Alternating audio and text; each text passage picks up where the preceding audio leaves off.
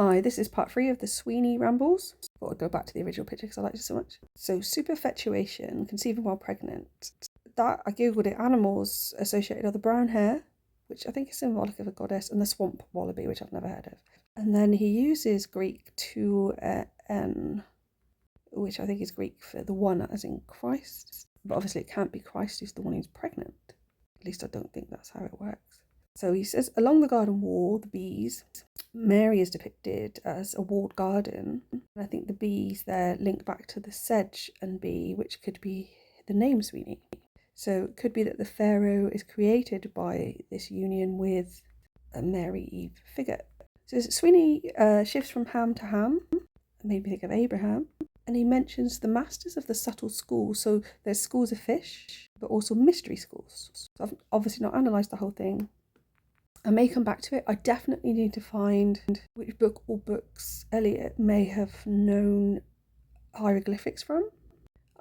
I don't know what was about at the time. I know Yeats, however you pronounce his name, was into the Golden Dawn or whatever it was. So whatever they were using, I'm sure. Anyway, this is a tangent, but related. So of potential relevance to the whole story is the place Polyphant in Cornwall, which is near Lancet. Originally held by Robert, Count of Mortain, who was William the Conqueror's maternal half-brother, he was married to a Matilda, which I was talking about yesterday, but this is a different one.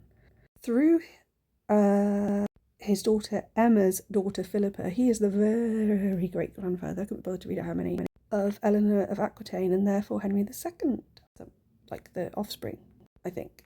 Nearby there is the pub, the Eliot Arms. I drove past it today. This dates from the 14th century and was originally called the Square and Compass. And there's something to do with that pub and a French prisoner of war's lodge. They've got the Lodge Consulate Masson dated 1762 and 1763, issued to Robert Martin, organist at St. Mary Magdalene Church.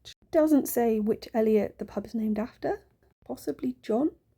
The place we visited today is called Hidden Valley. This has got nothing to do with the poem, but it's in a place called Tredidon, which I didn't know, despite having been there 5 times. That there's like a local St. Thomas church, and on the land of Hidden Valley, although they don't advertise this, is the tomb of James Bucknell, known as Squire Bucknell. Anyhow, I think that's all from me.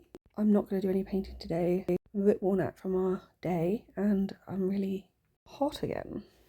Not in a nice way. Thanks for listening. Back tomorrow.